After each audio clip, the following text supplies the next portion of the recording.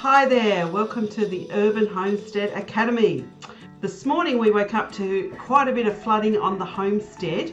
So we opened up the front door and here it is. You can see a huge big puddle. If it had to come up any higher, we would have actually probably having to be doing sandbagging around the front door. So this has shown us that we need to perhaps get some raised garden beds happening here.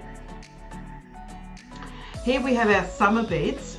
We've recently rotated these, and in another video we showed that our plans for this bed are to put corn, potatoes, pumpkins and sunflowers. So we were pleased that with the flooding that it didn't take any of the topsoil and we didn't have a lot of topsoil runoff. So it's really just given this recently ploughed area a really good soak. So we've had about 100 millimetres of rain in about a 6-hour period, which is a record for the area that we live in. So it's a day for gumboots and sloshing around. Here's Michael checking the water tanks, and these are quite new that we've put in, and looks like they're filling up really nicely, which is good. We've still got some plumbing to finish tidying up and to pine bark and landscape around all of that area, but we'll get to that. And this is the backyard area with our large chicken run, and we can see that the chicken fence was washed away by the gushing water that's come through along there. So it's a bit of a waterway there, water causeway there. So we've now got a bit of a new river in the backyard. But we'll know for future planting. This is an area that we were thinking about running a big orchard through, so we'll have to sort of rethink whether that's a good idea now.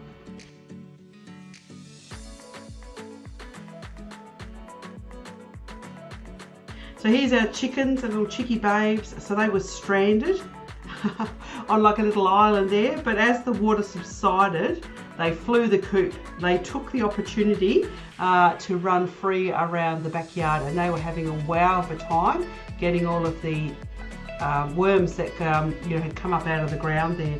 And it actually took me quite some time to coax them back into the yard. Cheeky little things. These pine bark piles we've got piled up is one of our winter jobs. We want to plant a lot of natives along the boundaries to attract the birds and the pollinators. So we've just got these sort of dumps of pine bark there, if you're wondering what those are. And this water was actually quite deep in places and flowing quite quickly. This one looks like a big creek. First time we'd seen it on the property. Here's Michael inspecting the beds that we're working on. We had a load of loam delivered only a couple of days prior, and look, we should have actually put a tarp over it, and as you can see a lot of it's actually been washed away, but look, you live and learn. But the main beds that we've been working on are okay.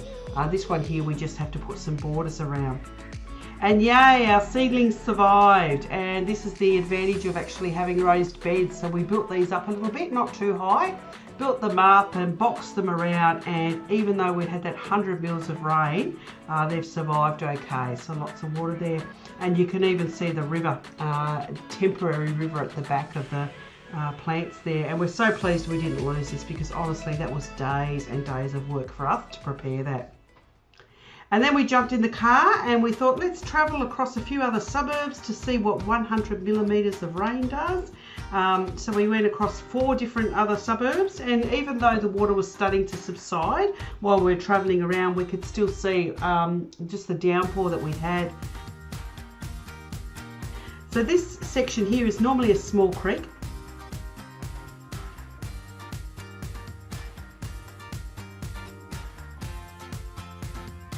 And this is a road that runs over the creek. I think the people in those far houses might be stranded for a little while yet.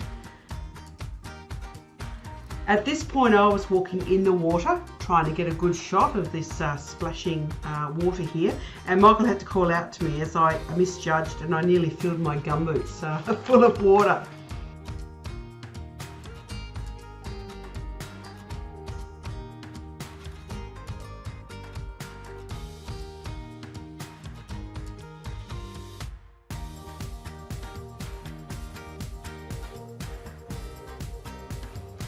And this is a pathway that winds around a creek, and it has two pathways, one on either side, and as you can see, completely covered. No one's going to be walking there for a while. And no ducks today. Normally there is a lot of ducks in this area. I didn't see a single duck.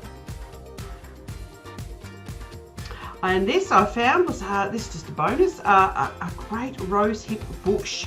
So I'm going to come back to this. I've made a note of this and I'll harvest some of this at another time. This is said to be really good for arthritis and good doses of vitamin C. So I want to explore a little bit about what I can actually do with that.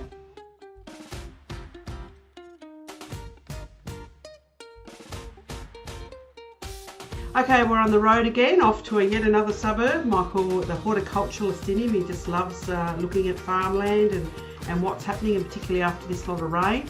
And we're seeing a lot of farmland where whole paddocks are just waterlogged. Look at that.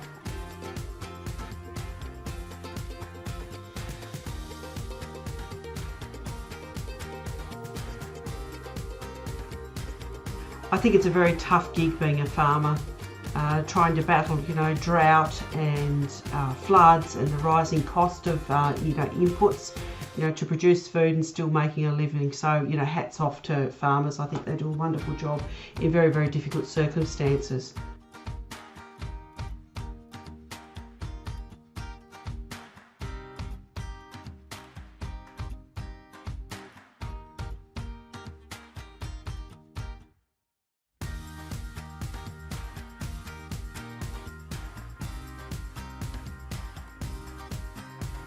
Here we have some behind the scenes filming. So we're actually taking the opportunity to film another bit of video footage on climate variability. And so what we've seen here is that the farmer's lost a lot of his topsoil out of these paddocks. He's recently sowed. It was only a few days ago he was actually irrigating these paddocks because it was so dry, like drought type conditions, and now we've had flooding.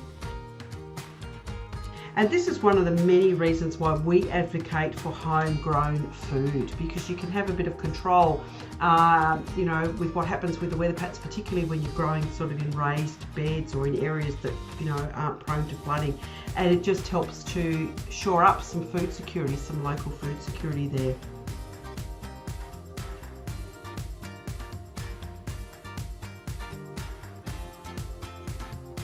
Here we are, another suburb, off to another creek to have a look.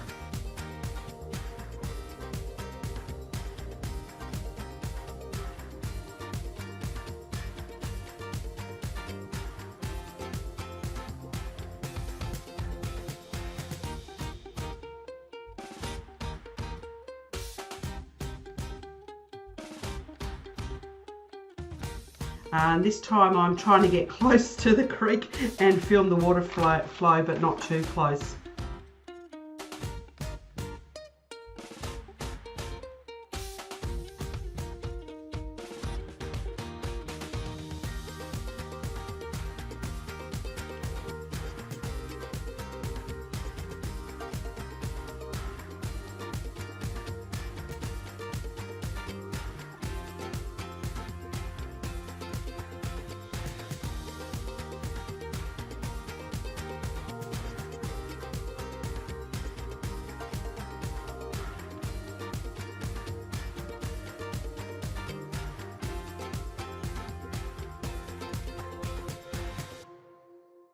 All right, I think it's time to call it a morning.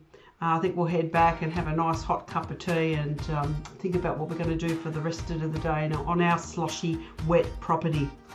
If you enjoy our videos, please like and subscribe so we know to keep making more. And in the meantime, happy gardening. Bye for now.